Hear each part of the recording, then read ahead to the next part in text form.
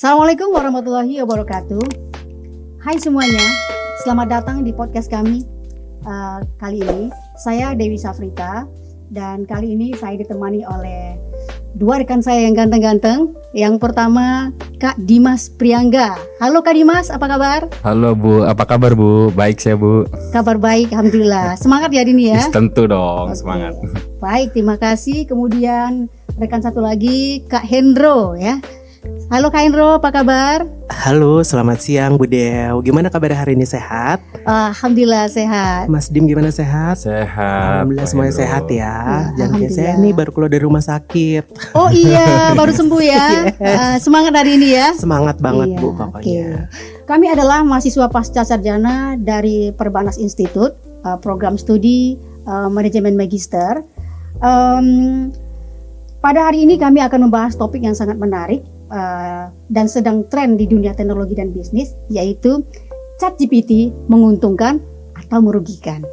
Nah, baik sebelum kita masuk kepada pembahasan utama ya, mari kita bahas dulu secara singkat apa sih ChatGPT itu. Nah, dan kenapa teknologi ini menjadi tren akhir-akhir ini? Jadi ChatGPT itu adalah singkatan dari Chat Generative Pre-trained Transformer ya. Ini adalah sebuah teknologi kecerdasan buatan yang dikembangkan oleh OpenAI yang dirancang untuk mampu memahami dan menghasilkan bahasa alami manusia. Sederhananya, ChatGPT ini bisa diajak ngobrol ya, bisa menjawab pertanyaan, menulis artikel, merangkum teks, bahkan membuat rencana bisnis atau strategi pemasaran. Dan hebatnya, semua itu bisa dilakukan dalam hitungan detik. ChatGPT ini pertama kali diperkenalkan oleh OpenAI pada tanggal 30 November 2022. Versi awalnya berbasis pada GPT 3.5 ya, dan langsung menarik perhatian dunia karena kemampuannya berinteraksi seperti manusia. Kemudian pada 14 Maret 2023, OpenAI merilis GPT-4 versi yang lebih canggih dan lebih akurat ya. Nah, sejak diluncurkan ke publik, ChatGPT ini menjadi fenomena global di dunia bisnis. Teknologi ini mulai banyak dimanfaatkan untuk meningkatkan efisiensi. Contohnya customer service otomatis, asisten virtual, penulisan konten pemasaran sampai analisis tren pasar ya. Bahkan dalam dunia pendidikan ya, seperti kita mahasiswa, mulai dari mahasiswa dan bahkan pelajar dari SD sampai dengan SMA itu, dan bahkan dosen sekalipun menggunakan ChatGPT untuk brainstorming ide, menyusun makalah, pengerjaan tugas-tugas, dan untuk belajar konsep-konsep baru. Tapi tentunya semakin canggih teknologinya, semakin besar pula tantangannya yang dihadapi. Nah, beberapa hal yang muncul antara lain seperti etika penggunaan, potensi plagiarisme, dan resiko ketergantungan. Nah, di podcast ini kita akan melihat ChatGPT dari dua sisi. Apakah kehadiran ChatGPT tersebut menguntungkan atau merugikan? Nah, untuk membahas ini lebih dalam, kita telah hadir di sini Kak Dimas Priangga ya. Kita minta untuk pertama kali Kak Dimas untuk menjelaskan dari sisi keuntungan dari ChatGPT. Silakan Kak Dimas. Oke, terima kasih Bu Dewi dan Om Hendro. Ya, halo. Halo. Ya, di sini tadi dijelaskan ya, tadi di awal oleh Bu Dewi bagaimana ChatGPT itu sangat bermanfaat atau bagaimana ChatGPT ini sangat mengguncang dunia ya Bu. Tentunya karena kehebatannya atau ke dalam menjawab suatu pertanyaan ya Bu. Entah itu dari kalangan SMP maupun SMA, bahkan pelajar juga tadi sudah dijelaskan bahwasanya kita memakai ChatGPT untuk brainstorming. Nah, di sini saya ada beberapa keuntungan ChatGPT nih Bu. Jadi bagaimana kita bisa memanfaatkan ChatGPT ini dengan maksimal.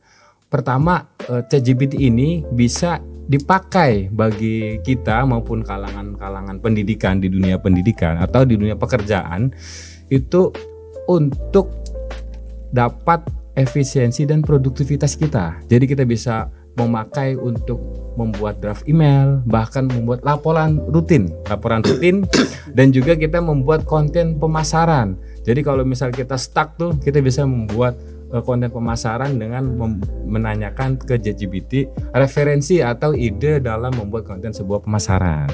Nah, selain itu juga dalam ChatGPT ini kita bisa memakai dalam menemukan akses informasi. Kadang kita itu kan dalam menemukan sebuah akses informasi biasanya tanya ke Google atau ke beberapa yang lain. Dengan adanya ChatGPT Sebelum ini, ada ChatGPT. betul. Dengan adanya ChatGPT ini kita lebih cepat nih Bu. Misal kita tanya di mana negara Nigeria atau di mana kita bisa menemukan makanan paling enak di sekitar kita.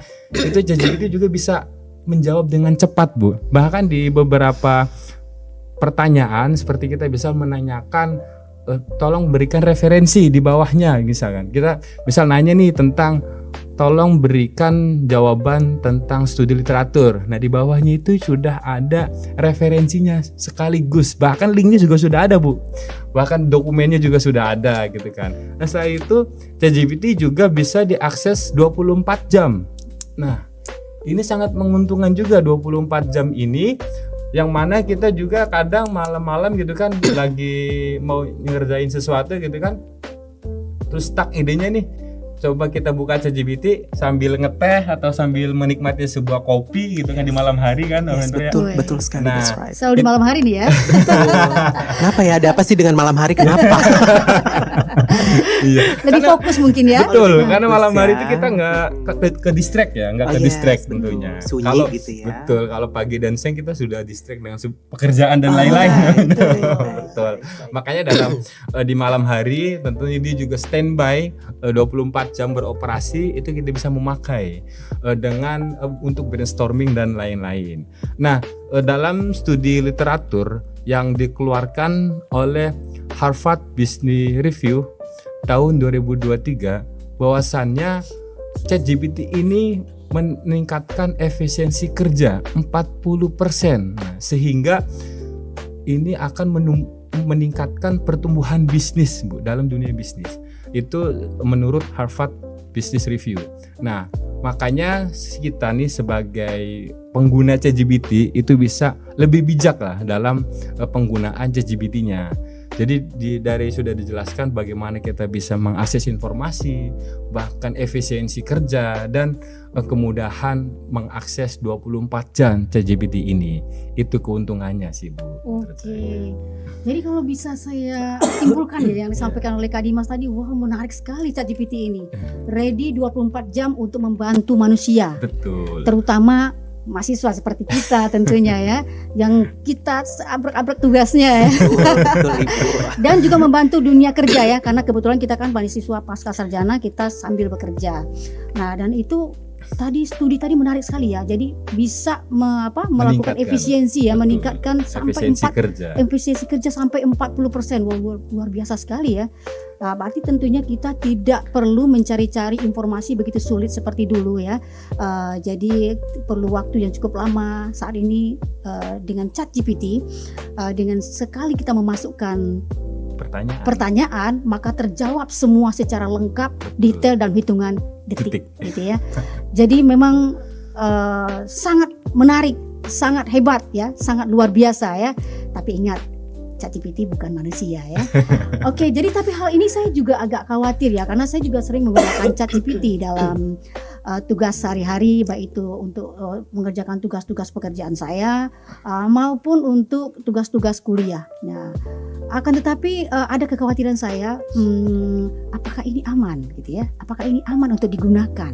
Apakah ini ada sisi merugikannya nggak sih gitu ya? Nah, ini banyak hal yang kita belum tahu, dan itu termasuk pada rekan-rekan di pendengar di luar sana ya mungkin pengen tahu. Nah, pada hari ini sudah ada Kak Hendro ya.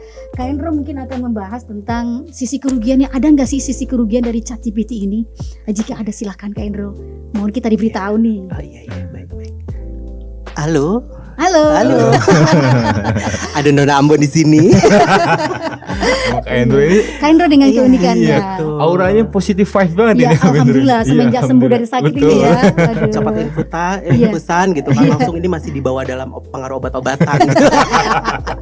Obat ya, bukan obat karena sakit. Iya, Ya. betul. Obat Alhamdulillah karena sudah sakit sembuh ya Kak Hendro ya. Betul, di rumah sakit loh ya, bukan obat-obatan yang lain loh ya kakak-kakak ya. Oke, langsung Kak Hendro. Jadi apa Oke, sih baik. sisi merugikannya ya, atau sisi negatif dari ChatGPT ini? Ya, baik. Terima kasih Bu Dew atas pertanyaannya. Terus juga terima kasih tadi nih masukannya nih Kadim nih yang sangat amazing banget ya Iya. jawabannya. Itu keuntungannya memang banyak banget. Iya, 24 jam ready. Betul, melebihi McD kayaknya ya, 24 jam per 7 hari gitu. Oke, jadi selain memang keuntungannya banyak, teman-teman juga harus paham di sini kita juga punya pasti kalau ada keuntungan tuh ada kerugian. Iya. Ya, jadi salah satu banyak sih sebenarnya kerugiannya gitu. Karena ini yang pertama nih yang akan saya bahas itu mengenai kalau misalkan kita terlalu sering menggunakan ChatGPT dalam keseharian kita dari pagi misalkan nih dari bangun tidur gitu kan, tanya nih ke ChatGPT gitu kan hari ini cuacanya seperti apa atau apa gitu kan. Jadi kita terlalu apa sih namanya tuh bergantung sama si ChatGPT ini kan jadinya nanti terlalu nyaman tuh ya.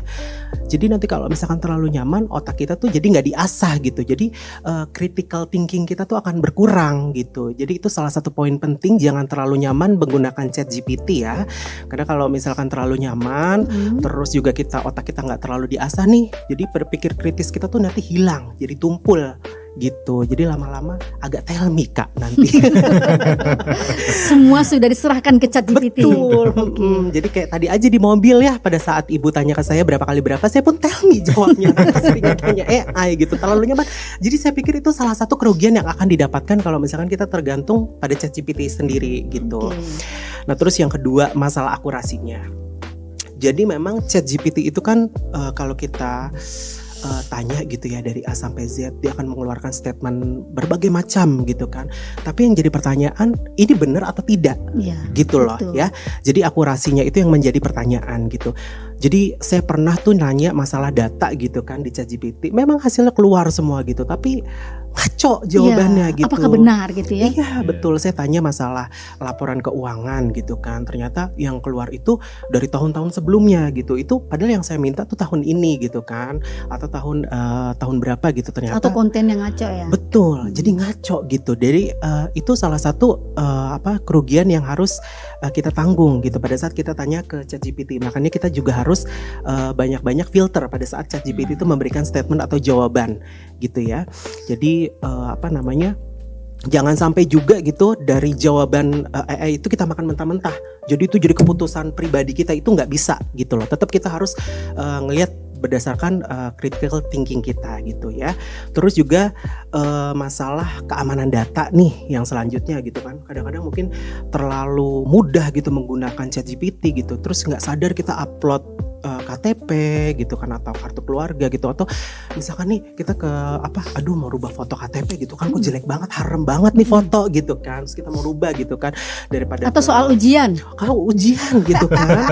Nah itu kan soal-soal kita pada saat kita upload ke ChatGPT itu kan salah satu keamanan data kita dipertanyakan. Gitu. Apakah aman pada saat kita upload gitu kan? Nah itu juga berhati-hati banget tuh masalah itu, karena itu salah satu privacy yang harus kita hadapi Jaga, ya. di dunia internet atau dunia maya gitu loh. Terus juga yang terakhir sih saya lihat itu dari etika ya, apalagi kan kita salah satu mahasiswa Magister Perbanas Institut Jakarta ya. Jadi saat ini memang salah satu etika penulisan gitu kan kita bisa tuh nulis prompt text, kita bikin kayak tolong buatkan makalah sekian muncul dari A sampai Z muncul. Cuma yang menjadi pertanyaan itu etikanya ada nggak gitu? Itu plagiat atau enggak? Gitu loh. Ya, betul nggak sih? Ya kan? Makanya kan itu sebagai kita sebagai akademis gitu ya, itu sangat berpengaruh sekali gitu loh. Jadi integritasnya dipertanyakan gitu. Memang dengan mudahnya gitu kan, tapi integritas terus juga plagiarismenya itu seperti apa? Terus kita paham nggak sih konteks isinya tuh seperti apa? Gitu. Jadi etikanya itu ya kita pertanyakan juga gitu. Terus juga ada salah satu penelitian nih dari MIT Technology Review yang bilang AI seperti ChatGPT bisa bantu kerja manusia, tapi bukan pengganti proses berpikir manusia gitu. Jadi tetap harus ada kontrol dari kita sebagai manusia gitu loh. Jadi otak kita juga harus tetap dipakai, jangan dimakan mentah-mentah gitu loh.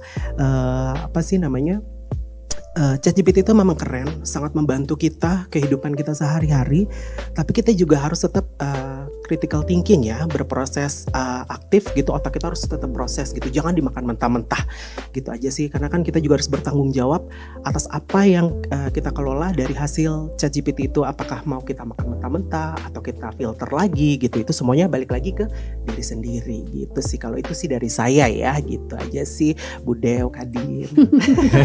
Oke, wah clear sekali ya. Menarik. Jadi menarik banget. Jadi untuk mungkin pendengar di luar sana ya, jadi yang biasa menggunakan ChatGPT, apa-apa sebuah kita tanyakan ke AI seperti yang disampaikan oleh Kak Dimas tadi. Jadi dari sisi negatifnya tadi saya bisa mengambil kesimpulan bahwa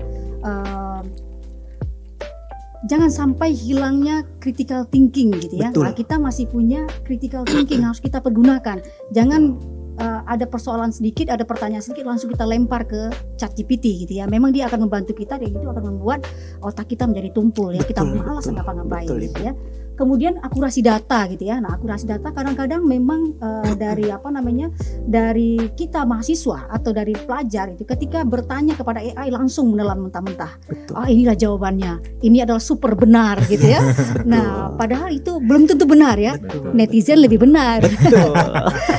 Kemudian ya terkait dengan plagiarisme ya.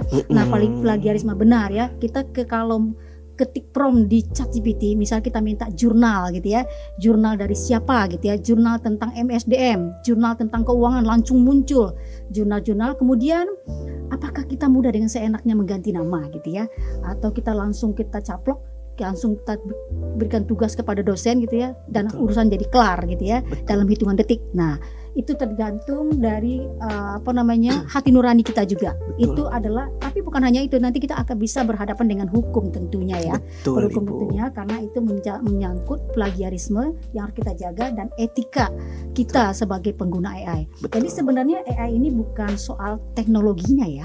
Nah, teknologinya sih canggih, keren, cepat ya, Betul. tapi belum tentu tepat. Betul. Nah, kemudian kalau memang kita semua pengguna AI ini ya, nah termasuk juga penonton di luar sana juga pengguna AI. Nah, saya mau tanya sama Kak Dimas nih. Kak Dimas biasanya menggunakan AI ini untuk apa gitu ya? Nah, kita pengen tahu nih ya, untuk apa nih? Ayo, buat apa Ayo, ayo? rahasia. Nggak yang macam-macam kan? Ya Bu, kalau saya sendiri ya untuk memakai AI ini Bu, kadang di dunia pekerjaan saya sering memakai. Kadang karena saya di dunia marketing ya, jadi dunia marketing. Marketing. Ya, dalam membantu, misal saya mau menghubungi sebuah customer ya, itu kadang saya mencari referensi atau kata-kata gitu kan, betul. Yang sesuai. Bahasa bakunya seperti apa. Saya punya ide nih, cuman kadang ide saya itu perlu diutarakan kata-katanya gitu kan. Jadi saya ketik di ChatGPT pertanyaannya apa ide saya gitu kan, nanti dia membuatkan kata-katanya tuh. Curhat. Oke. Betul. Atau kadang saya menyapa nasabah misal via WhatsApp gitu kan, cuman saya bingung kata-katanya. Saya juga membuatkan kata-kata via ChatGPT, tapi saya filter lagi gitu Bu. Nah, selain itu juga kadang dalam menyusun strategi ya, atau menyusun akuisisi atau mencari nasabah customer baru gitu kan, saya juga bisa memakai ChatGPT ketika yang saya tadi sebutkan, ketika malam-malam tuh untuk strategi dan lain-lain, untuk mencari referensi ide. Ketika stuck, saya pasti pakai ChatGPT Bu untuk mencari ide baru mungkin ya. Dan itu bisa membantu. Betul, itu sangat-sangat membantu karena di mana dia juga menyertakan referensi dan studi literaturnya gitu kan. Tidak Dan asal-asalan juga betul. sebenarnya. Tapi saya juga mengkorelasikan bagaimana strategi yang sudah saya siapkan dengan strategi yang ChatGPT tampilkan gitu kan. Ketika strategi yang ditampilkan ChatGPT itu cocok untuk bagaimana bisa diimplementasikan, maka saya memakainya gitu kan. Tetapi dengan implementasi yang sudah ada di dunia profesional gitu kan. Jadi tidak serta-merta kita hanya ambil dari referensi ChatGPT nih, terus kita telan mentah-mentah itu dalam implementasinya. Nah, itu juga kadang tidak belum efektif. tentu sesuai. Betul, seperti itu sih Bu. Oke. Kalau saya memakai. Itu kalau dari segi pekerjaan ya. Kalau dari Betul. segi untuk kegiatan kuliah, untuk apa biasanya? Kalau kegiatan Rahasia kuliah, nih. kalau kegiatan kuliah itu kadang misal ada sebuah soal gitu kan, pertanyaan. Itu misal saya belum memahami betul gitu kan pertanyaannya seperti apa gitu kan. Kadang saya bertanya gitu kan, maksudnya coba ketik gitu kan, apa maksud dari pertanyaan ini gitu kan. Misal kalau maksud pertanyaan ini sudah dijawab tuh sama ChatGPT, sudah menjelaskan, oh pertanyaan ini suruh membuat makalah atau membuat makalah dengan kriteria ABCD gitu kan. Nah itu saya akan memberikan masukan gitu kan ke beberapa referensi gitu kan. Misal kalau sudah ditampilkan tuh, ya udah saya ambil dari ChatGPT, terus saya menggunakan pikiran saya juga, nggak murni ambil Untuk dari situ. mengkorelasikan, Betul, ya. mengkorelasikan. Maksudnya ini apa gitu kan. Jadi Sehingga sesuai. betul, saya juga banyak memakai pribadi. Misal saya lagi di negara atau lagi di baru nih kota-kota baru, saya mencari nih kira-kira lokasi kuliner paling bagus di mana gitu kan. Sertakan referensinya di bawah atau link referensi atau pemesanan tiket atau pemesanan pintu HTM gitu kan untuk masuk di wisata tersebut. Itu ternyata muncul Bu nanti di ChatGPT. Iya. Makanya Sebenarnya itu kan bisa dari Google ya, tapi apa bedanya tuh Google dengan ChatGPT? nah, bedanya sebenarnya kalau lebih lengkap ya? di ChatGPT itu lebih cepat aja sih, Lebih cepat. juga karena dan ada beberapa banyak referensi. Lebih terstruktur. Betul, ya? terstruktur. Misal dia kan 1, 2, 3, 4 gitu. Kalau di Google kita scroll dulu gitu iya. kan. Nah, kalau Perlu di ChatGPT waktu ya. Betul. Padahal perlu waktu nggak sampai menit-menitan ya. Kita perlunya detik. Karena kita kan akses informasi itu kan Iya. yang perlu kita pakai sih. Yang lebih cepat ya kita pakai. Iya, betul. Seperti Cepat itu, Bu. dan cerdas ya. Betul. Oke, jadi menarik sekali ya. Nah, kalau Kak Hendro nih ya. Nah, sekarang ini kan kita di kampus tuh banyak sekali tugas sebagai mahasiswa pasca sarjana, kita dituntut untuk menulis gitu ya. Nah, ChatGPT dipakai untuk apa nih? Kamar Kak Hendro nih. Oh, dari saya sendiri Iya. ya. Oke. Sebenarnya sih kalau misalkan secara penggunaan secara umum ya, kita tuh sebagai manusia tuh haus. Apa tuh hausnya tuh? Haus akan informasi. Iya, betul. Makanya kenapa tuh ChatGPT tuh keluar, menurut saya sih kayak gitu. Padahal bener tuh tadi yang Iya. Bu Dewi udah bilang gitu kan, kenapa ada Google, terus kenapa harus ada ChatGPT gitu kan. Iya. Padahal kan sebenarnya dari Google juga bisa gitu Iya. kan. Tapi informasi yang didapatkan di ChatGPT itu udah terangkum secara Iya, terstruktur. lebih lengkap. Betul Iya. gitu. Memang ya kayak gitu. Terus kalau misalkan dari saya sendiri sih penggunaannya untuk keseharian itu baik untuk pekerjaan dan juga untuk penggunaan di kampus gitu. Ya kalau di kampus pasti teman-teman udah pada tahu semua ya gitu kan, untuk bikin makalah segala macam gitu. Kadang-kadang kalau misalkan udah mepet gitu ya, jam 12 malam harus dikumpulin, ayo jam 10 baru sampai rumah gitu, baru parkir mobil bingung gitu kan. Di mobil kita bisa buka buka komputer, buka laptop gitu kan. Di mana Kita saja dan kapan saja betul, ya. buka ChatGPT itu langsung keluar Bu, dan langsung dari yang kita buta nih, ini ngapain gitu kan, ini tugasnya ngapain. Dari situ pun bisa langsung selesai gitu hanya dalam waktu 1 jam gitu. Jadi memang Sangat ChatGPT membantu. sangat membantu, tapi ingat walaupun dia sangat membantu, kita juga harus tetap filter. Ya, jangan dimakan mentah-mentah gitu ya. Terus juga kalau misalkan dari sisi pekerjaan, saya kan babu Excel ya teman-teman.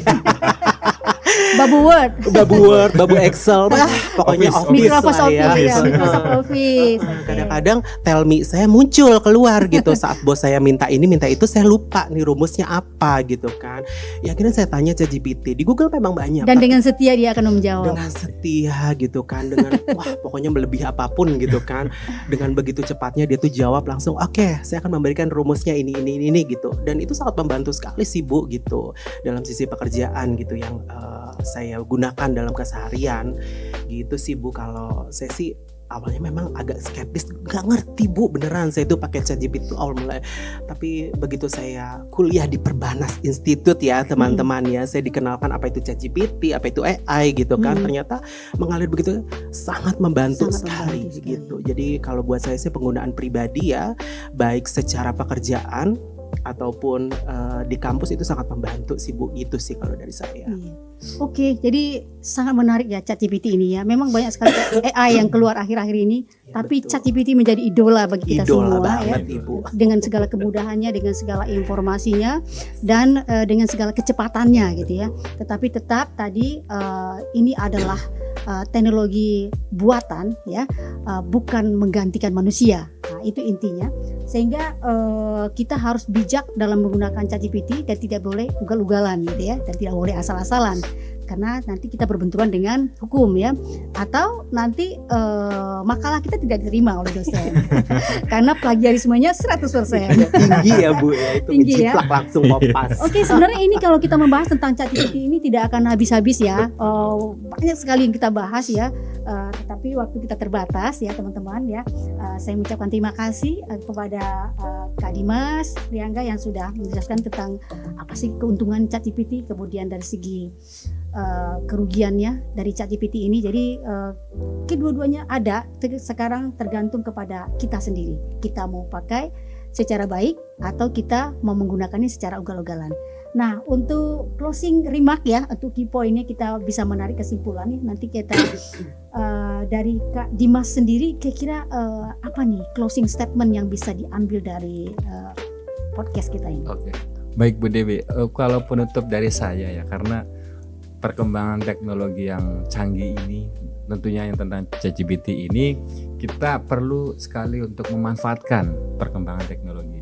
Dan silahkan mungkin teman-teman ya bisa memakai ChatGPT itu untuk efisiensi dan produktivitas pekerjaan, juga bisa untuk mendapatkan akses kemudahan informasi juga.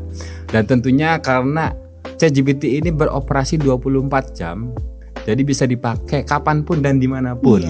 Nah, mudah. Tetapi lebih bijak juga dalam menggunakan teknologi, jangan mengcopy paste penuh. Sertakan yang sudah disampaikan Pak Hendro tadi tentang critical thinkingnya. Bagaimana kita bisa mengkorelasikan critical thinking dengan ChatGPT ya tentunya. Tetap jadi korelasi atau kerjasama yang baik mungkin ya, teknologi dengan pikiran ya. Betul sekali, betul. Jadi itu satu konsep baru sebenarnya teknologi. Betul.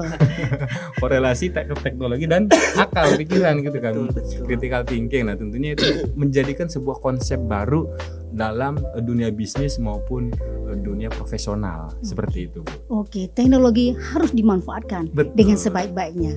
Kak Hendro, ada closing statement terkait dengan kerugian ChatGPT?